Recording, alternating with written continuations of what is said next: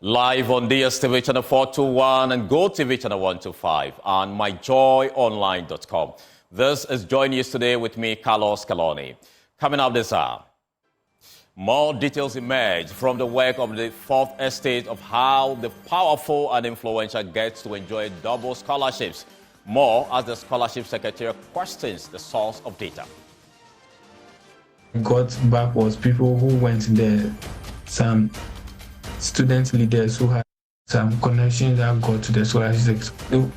One of them came to tell me, so boy, papers were hard.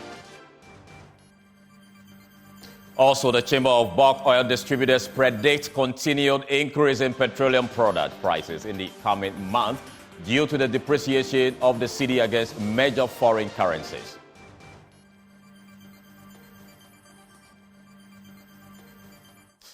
And finalists of this year's Joy News Impact Makers Award begins. We'll tell you more as 10 individuals get to named for national recognition for their impactful project.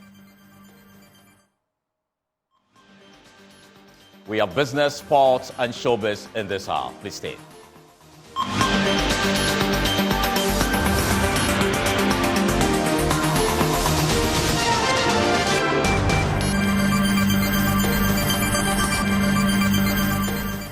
We're grateful you could join us here on Joy News Today. Now, the Director of Legal Affairs for the Opposition National Democratic Congress, NDC, Godwin Edudzi Tamaklo, has said the Chief Justice's justification for granting the Attorney General's request to expedite the hearing of a case filed by an NDC legislator against the approval of some ministerial nominees does not hold water. On Thursday, April 4th, the Chief Justice, Gertrude Tokono, stated that the content of the letter from the AG for the request was cogent enough to warrant her granting of the request. But speaking on Joy News, Director of Legal Affairs of the NDC, Edudzi Tamaklo, said the Chief Justice could not have treated the Dafiamekwa case in isolation. On Wednesday, when the court dismissed the injunction application, it's a week now, has argument been recalled? No. So if the decision was that because we're going on Easter break, the court needed to expedite a decision on the issue of the ministerial appointment, what has been the effect? The process to get Parliament to sit when it adjourns is to get a certain number of MPs to do A, B, C, D. And so the fact that we're going to Easter break and therefore there was a need for expedited hearing.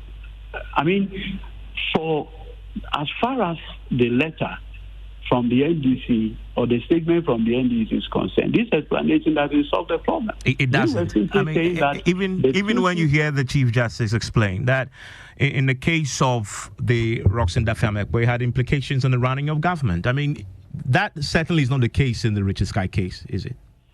I do not know when you say it has implications for the running. As we speak, Kwejo Nkrumah is all over the place working, correct? Yes. Amin Anta is still our finance minister working. Well, we had ministries that didn't have substantive ministers. For example, the tourism ministry, for example, had a new minister who needed to be approved by Parliament. In fact, even prior to this, I have seen some of the ministers already doing press conferences. Yeah, but that's not what we're talking about. We're talking about substantive matters of signing contracts and getting projects on the road. If a minister is not sworn in, he lacks the authority. No, per our constitutional arrangement, one, there is no substantive minister. A substantive minister in another ministry holds the fort. So if it's about governance, I do not see where this matter is coming from. As far as the concerns raised in our press release, signed by the General Secretary of the party, is concerned, I do not see how this explanation resolves the matter. Now to some energy news. The National Petroleum Authority, NPA, on April 4, 2024, instructed all oil marketing companies and related stakeholders to impose a levy of 16 pesos per litre on petrol, 14 pesos per litre on diesel, and 14 pesos per kilogram of liquefied petroleum gas as a result of the levy's suspension. This followed the withdrawal of price stabilization recovery levy on the price build-up of petroleum prices. National Petroleum Authority. Now, a move that has caused public resentment Speaking on Joy News, a ranking member on the Energy Committee, John Jinapor, said the decision by the NPA is obnoxious and unfortunate. He spoke to my colleague, Evans Mensah. What the NPA is trying to do falls outside their remit under Act 691 of 2005. They don't even have that authority, in my opinion, to decide that there will be certain floor prices. To say that you are setting a floor price and that all the OMCs should not sell below that floor price, I find it extremely problematic.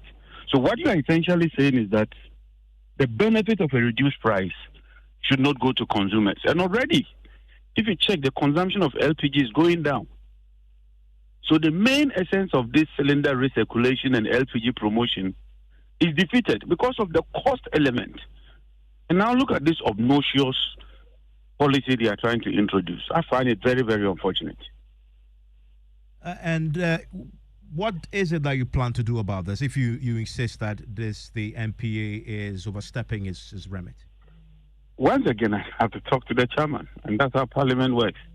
The ranking member, who is like a shadow, cannot summon a meeting. I can only prompt the chairman. But the good news is that our chairman is very, very proactive. He is not partisan. He has the nation's interest at heart. So when I communicate with him, I'm very, very sure that we'll do the needful. Now, Chief Executive Officer of the Bulk Oil Distribution Companies, Dr. Patrick Kweku-Ofori, said the price hikes experienced cannot be attributed to the price floors introduced by the NPA, but the instability of the currency and the international market price of oil. It's definitely because of international prices and how our currency is behaving. Do you? And then that because you buy the bulk, you're seeing that at play when you take your CDs to buy the dollars to purchase a product. Certainly, you check just last week or so.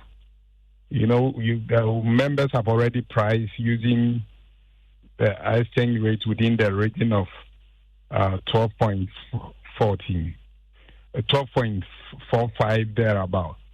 By the time the window even closed, even the BOG auctioning for this month was 13.11.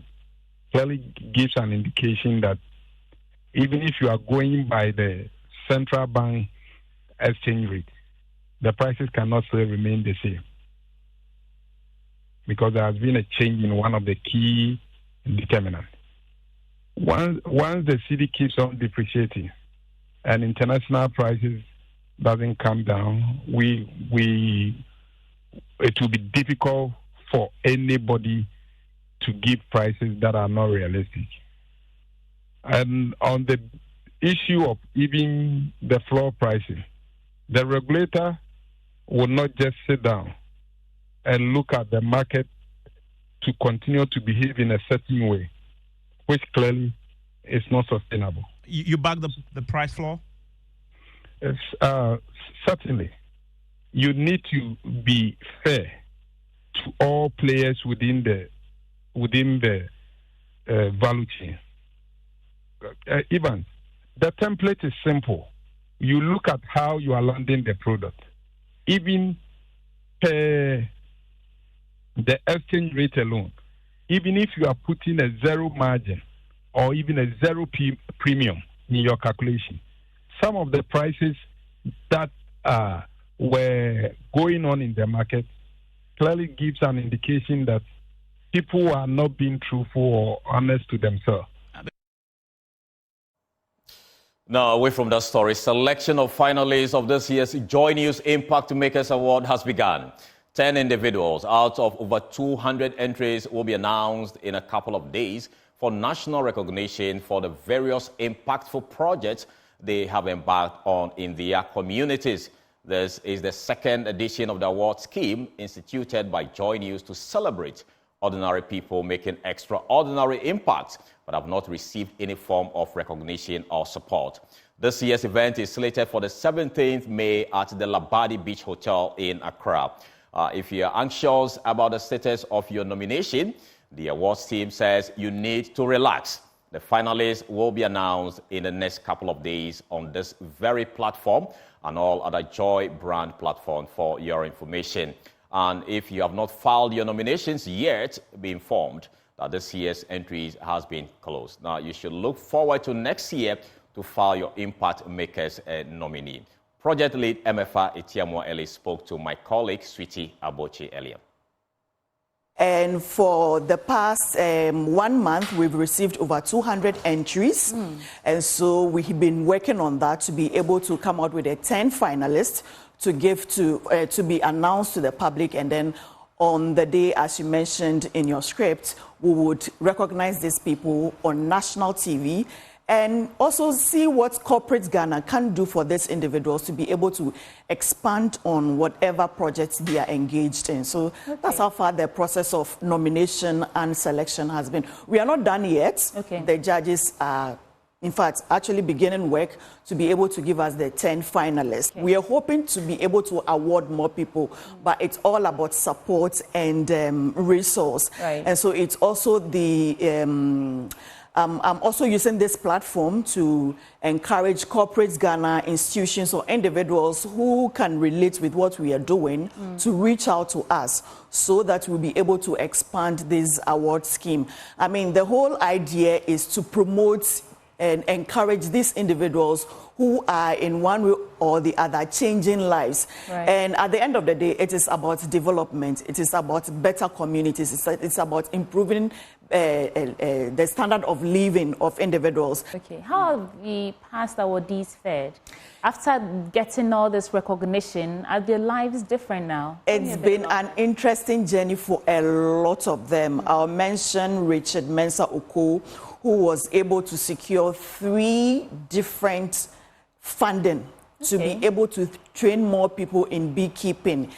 Someone nominated him for beekeeping and other projects. And so what he does is that he trains young people to go into beekeeping. They are able to produce honey. They'll put it out there in the markets for sale. So he's been able to get funding so that he'll be able to train more people. The last time we checked, he had trained over 400 young people. So they will also learn the trade to be able to set up themselves in some form of livelihood and make their lives better. Now, more details are emerging from the Scholarship Bonanza, a work by the Fourth Estate detailing how the powerful and influential are grabbing double scholarships. But the registrar of the Scholarship Secretariat, Dr. Kingsley Ajimande, is questioning the source of data. Let's take a look at excerpt put together by the Fourth Estate.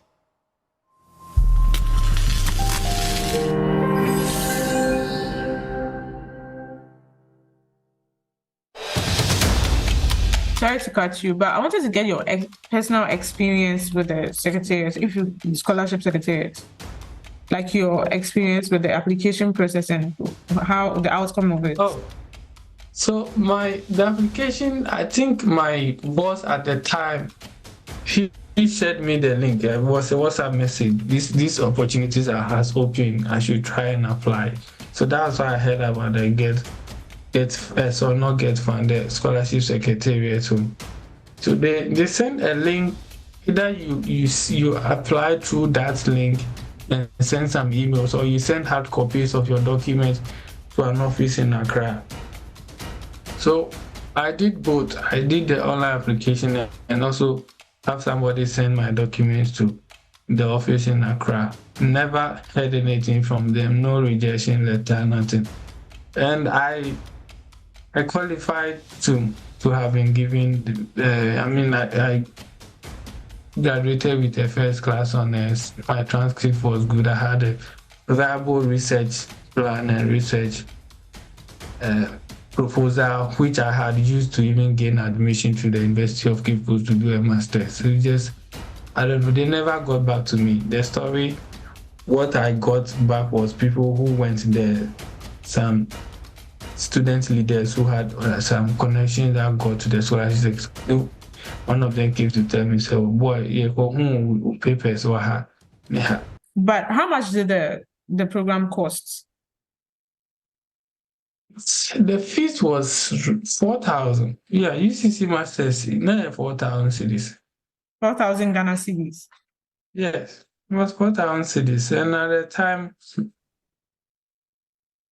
now I can say it's a Nyeska, but 2020, I was in very serious issue that I needed.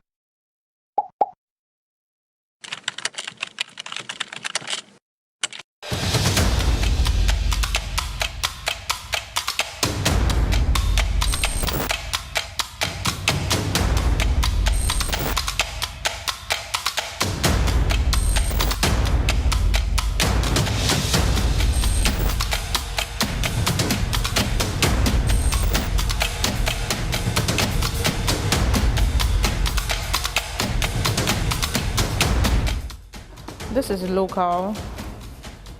This is also local. This is also local. This is foreign. Side. This is local. Local as well. So I think we should start with this. We should focus on this one. It's just a single one. Yeah. Mm.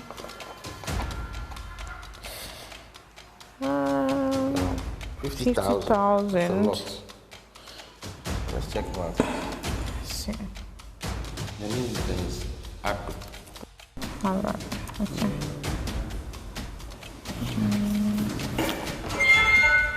He has a nice portfolio. Seems like someone who is well accomplished. And oh, okay.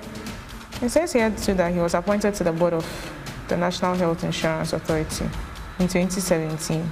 Wow. This guy can certainly not be a needy person. He's not a needy person. He doesn't, his portfolio.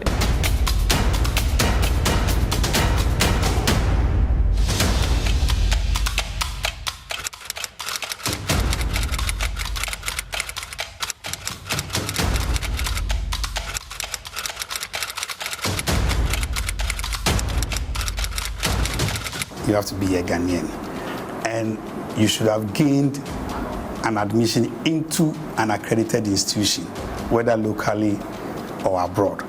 This was a question I asked during my orientation in 2017. When they were taking me through the kind of selection process, and they were mentioning need. A person has to be a needy person, this. So I asked, how do you sit in Accra and determine who a needy person is? Who a needy person is, where the person resides, let's say, up north or far east. Do you use voodooism? And I realized that it was more based on experience than a more rigorous system. So I began developing a decentralization process. So I know you might have heard. I was the first to introduce the scholarship decentralization application or selection system.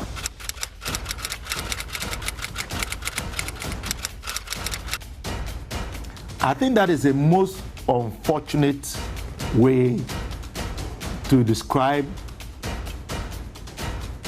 who deserves a scholarship. Because we know that we live in a society where some have and some don't have. So we speak about the haves and the have-nots. And in every society, it is always the collective thinking that opportunities be provided for those who don't have to also be able to survive, thrive, and contribute their quota. And so scholarships should be targeted at them.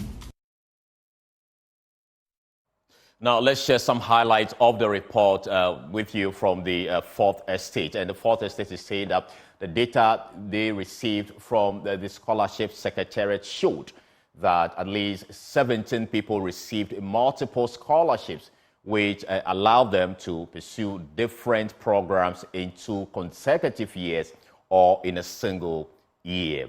And if you look at it, multiple scholarships in consecutive years, they had about 10, and multiple scholarships in the same year.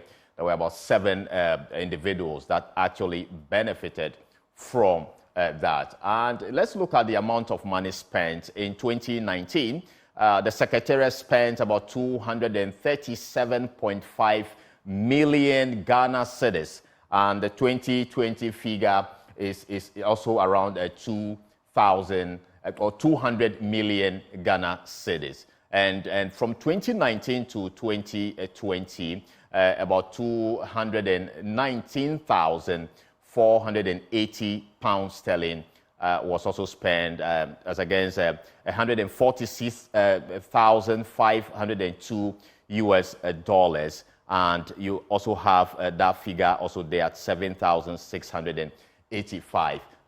So these are some of the highlights. Also, a major source of funding for the Scholarship Secretariat is the Ghana Education Trust Fund, what we usually call the GET Fund.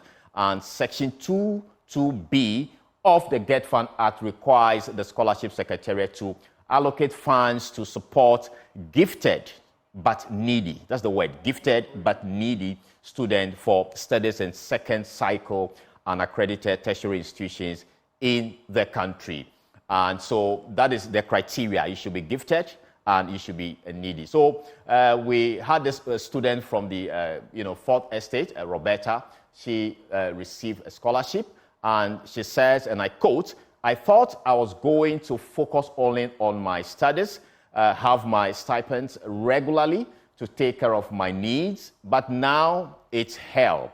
The stress I had to endure before my fees were paid, it took the school shutting me out of their system and sending threatening messages to report me to, the Home Office before the Scholarship Secretariat paid my fees." So these are some of the concerns from some beneficiaries who actually went through a lot.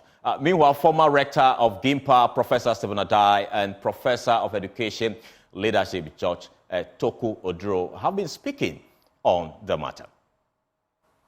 There are always 2 types of scholarships. One is merit-based, and the other is means-tested one.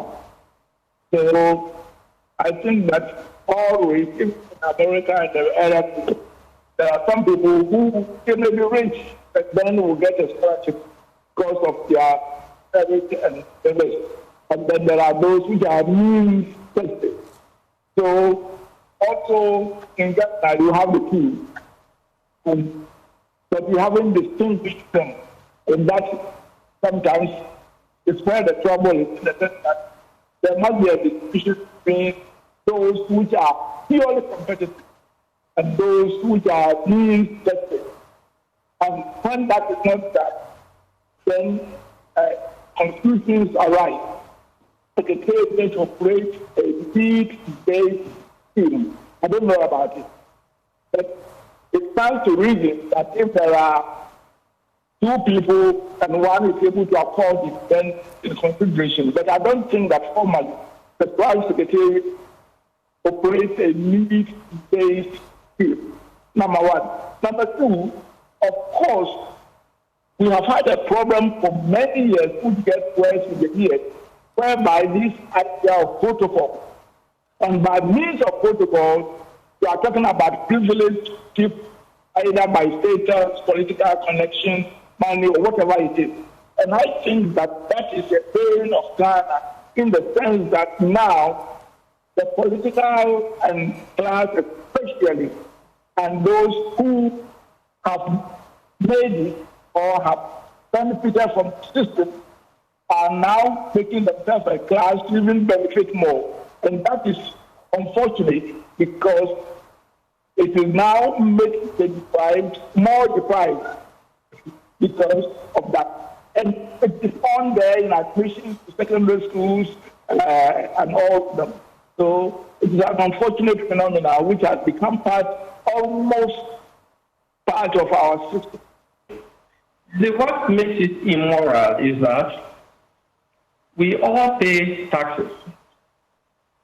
And it is government responsibility to ensure that every taxpayer gets the fundamental need survival. Yes. And so if government has used taxes, advanced certain, let's use the urban, to advance urban centers, and you have been privileged to benefit from that trend, which somewhere in the rural area has not been able to benefit from, then on that note, there's some fairness that's the basis of it. So if there is the need for scholarship to support someone to contribute to bridging the gap, the focus should go to where there is less endowment. That is where it should go to. Where there is greater need. That is where it should go to. It is true, we are all taxpayers. And my brother, let me tell you, that is the basis upon which the free SHS is suffering now. Because the argument was that the free must go for everybody because we are all taxpayers. That was the basis. Now you come to realize that those who have the rich, who have money, the free aspect of the program they are enjoying, the money they take is just, it doesn't go into the education of the children. Yet those who come from deprived context cannot even get money to buy simple books that they need to help them study well. Now let's shift our attention to health, where the National Health Insurance Authority has revealed its intention to roll out an annual basic health check for its subscribers to help in the early detection of life-threatening conditions. The move, aside ensuring a healthy population, is aimed at reducing costs incurred by the scheme in healthcare delivery of clients. The Chief Executive Officer of the authority, Dr. Da Costa Boaji, explains members will be prompted by text messages for the annual service. Regular health checkup, though relevant, has been an area of neglect in the healthcare delivery system of the country. Many life-threatening ailments are detected late due to failure to adhere to good preventive healthcare practices. According to the NHIA, the scheme spends an average 180 million cedis monthly on certified claims, an amount the scheme targets to reduce through the promotion of preventive healthcare. CEO of the National Health Insurance Authority, Dr. Da Costa Boaji, says systems are being put in place to ensure registered members of the scheme embark on regular checkups. I am therefore proposing a basic medical health check for members once a year to know their health status on their day of birth. Members will be prompted via a simple text message so they could visit any health facility to check their vitals. This will lead to early detection and treatment of diseases, reduce medical claims on catastrophic diseases, boost membership, since members will be made to renew or register for continuous benefits of the NHIS package, and ultimately to help us achieve the universal health coverage goals by the year 2030.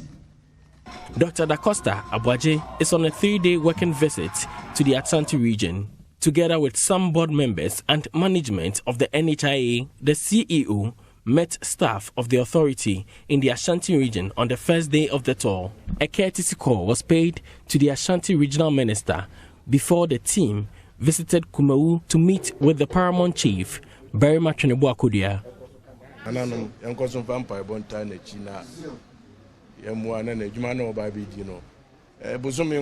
Let us continue to pray for him as he starts his assignment. It is just 8 months, but our prayer is that he goes beyond it.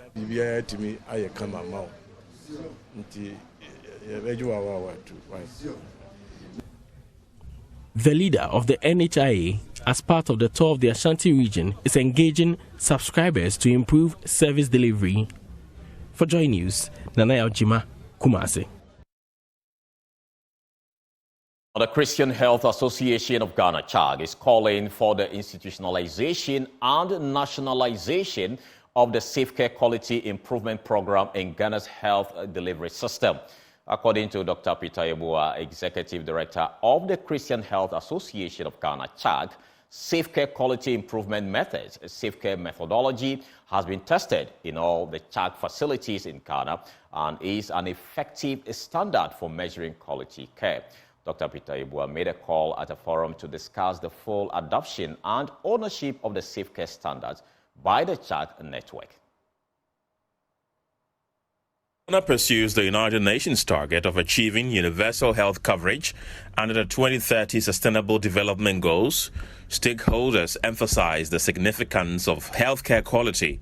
Dr. Peter Yeboah contends that, ultimately, tying NHI's claims to the quality of healthcare delivery by service providers will catalyze improvements in quality standards in hospitals across the country. With the Safe Care Quality Improvement Program that have been adopted by CHAG and being implemented and being embedded as part of our institutionalization objective, indeed we have demonstrated that proof of concept that with Safe Care we are seeing avoidable maternal and infant deaths, patient experiences in our healthcare facilities are improving, and indeed there is that general culture of quality improvement in all aspects of service delivery. There's that sense of inclusivity, that we can do spirit, that elevating us, our identity as as a sanctuary of health and healing to everyone coming to us. Farm Access Ghana, in collaboration with CHAG since 2019, has been using the Safe Care Standards and Quality Improved methodology to strengthen healthcare systems in the CHAG network. Under this collaboration, Farm Access uses its Safe Care Standards to assess, rate, and benchmark the quality of all the network's healthcare facilities. Bonifacia Benefo Ajay is the director for Safe Care Ghana. And so that's what we have introduced, and we introduced it in 2019 with CHAG. The idea is to help CHAG elevate their performance in quality. Why? Because it saves life, as I've already indicated. But it, aside saving life and making, bringing out people, giving people better outcome, what it does is also, it's actually helped the healthcare provision to be more efficient. We live in a part of the world where resources are not available. But if we can use the little to get much results from it, then we are becoming efficient. Now, Safe Care helps you to be more efficient. It helps you to actually manage your system better.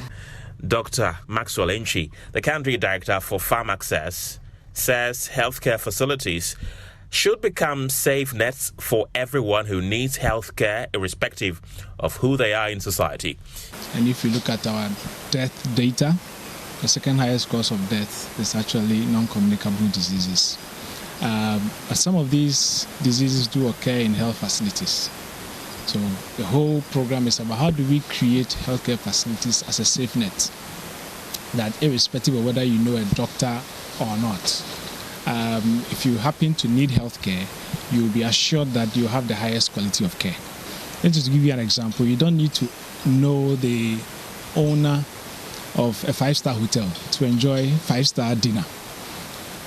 The rooms are standardized, the dinner is standardized, the breakfast is standardized. But we don't have that for healthcare. In Ghana, for healthcare, if you don't know a doctor or a nurse or a midwife or a pharmacist, and you just walk in as an ordinary person, you may not get the optimal care that you want. But we want to change that and make the default that everyone who lives in Ghana will be entitled to quality healthcare as part of our universal health coverage agenda. This is still Joy News Today with me, Carlos Caloni. We'll take a short break. We'll return with business.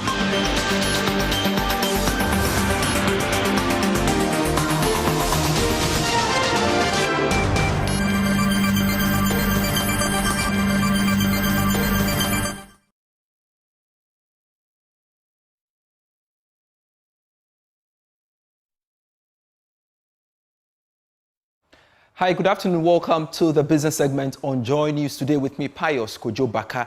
AngloGold Ashanti Obuasi Mine and its partners have reviewed progress on projects totaling over 15 million cedis as part of its 10-year socio-economic development plan. The projects managed by local contractors range from 35% to 92% completion and are ready for handover to AngloGold Ashanti by July this year. There is more in this report. The inspected projects comprise the Obuasi East Exam Printing Center, costing 800,000 Ghana cedis, the Obuasi Municipal Exam Printing Center, valued at 550,768 Ghana cedis, an 8.4 million Ghana cedis robotics center at the Obuasi Secondary Technical School, a health center serving the Dochi Krom Binsray communities worth 2.4 million Ghana cedis, and a chips compound with accommodation for health workers at Epitikoko, totaling 3.5 million Ghana cedis. In a post-inspection interview, Mavis Nana Yache, Social and Gender Superintendent at AGA Obuasi Mine, emphasized the collaborative approach taken in project implementation.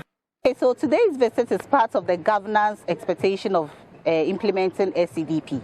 We've instituted a quarterly multi-stakeholder monitoring exercise because we are not developing in isolation. We are developing with the community, and with our value we envisage or we believe in collaboration. So we collaborate with the media, the district assemblies, the community and our contractors to make sure that our projects are successful. That is why we've instituted the quarterly multi-stakeholder monitoring exercise to take views from all partners to make our project sustainable for the future. Obuasi Municipal Chief Executive Elijah Adansi Bona commended AGA's efforts, noting the transformative impact of the mine's return on local development. He highlighted the emerging status of Obuasi as a health hub in the Ashanti region, attributing it to the AGA's health sector initiatives. Obuasi is gradually becoming the health hub in Ashanti region, if not in Ghana, in Ashanti region. Because today we visited 4 sites. 2 of them not health. We have Epitikoko is a health center, and then the Chua Binsray one is also a health center. Aside from these, there are more to be built.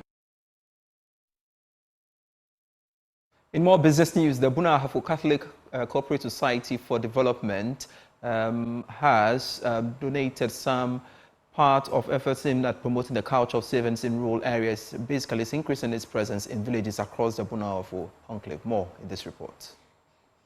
Savings are quite often the primary source of financing for small individual projects. They are also the main source of funding used to meet daily needs such as education and health costs, purchase of inputs needed for agricultural crops, particularly for people in the rural areas. In sum, savings are essential for protecting and boosting the assets of both rural and urban population. While the range of savings of rural population is apparent, rural folks hardly have trusted financial institutions to rely on during difficult periods. It is against this backdrop that the Buna Ahafo Catholic Cooperative Society for Development was established 50 years ago mainly to reach out to the vulnerable who have been abandoned by the traditional banks. Mrs. Alice Kupro is the general manager of Techiman Backsword. Backsword as a financial institution has done a lot to humanity. The impact of Backsword is greatly felt in the Bono and Buna Ahafo region. And talking of impacts, through Backsword, a lot of people have been able to expand their businesses through credits. Farmers have been able to expand their farms. We have parents who have been able to educate their wards. And we also have individuals who have taken loans to educate themselves. So Backsword has done so much as far as Bono regions are concerned. Backsword, with a current client base of over 200,000 and with over 150 branches scattered across the Middle Belt, has over the past 50 years helped in the reduction of poverty across its operational areas. The vision of the bishop was to alleviate poverty. And truly speaking, Backsword has helped a lot to reduce the poverty level in the Bono regions. So as we sit here now, as we celebrate this 50th anniversary, we can attest to the fact that that vision, it's not just to achieve a vision, but gradually we are getting to it. We've done so much. That's it for Business. Sports is next. Hello, time now to bring you sports on JoyNews Today. I am Muftau Nabila Abdullah. Accra House of Folk held its annual general meeting on Thursday to approve a 9 new member board. And board chairman, Togbe Afede, the 14th, says that the new board has a new vision for the club, and that includes building a 20,000 capacity stadium. There's more in this report by my colleague, Haruna Mubarak, who was at the assembly.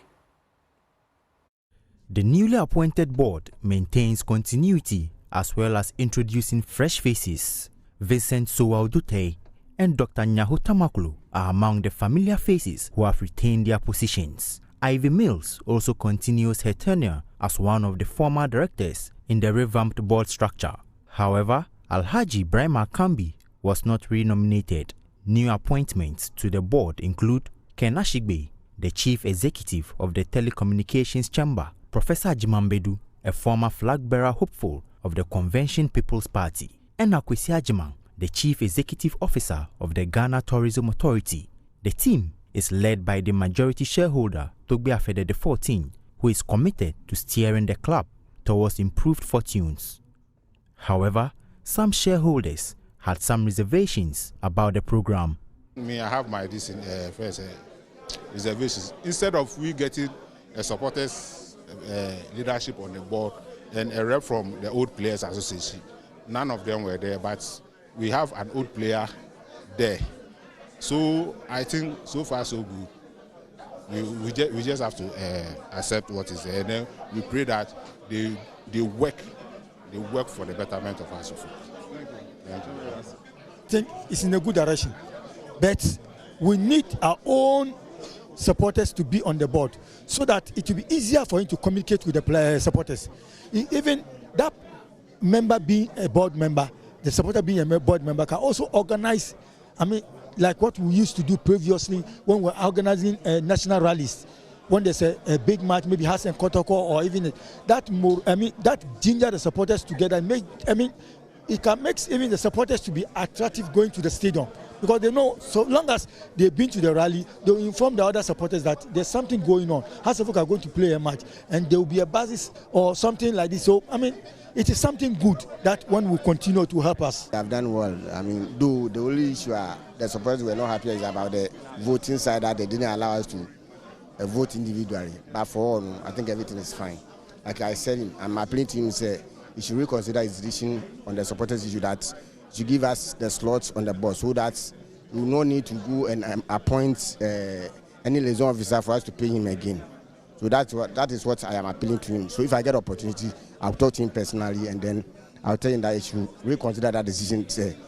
He should give us the slots of the supporter on the board and take away the appointment of the liaison officer.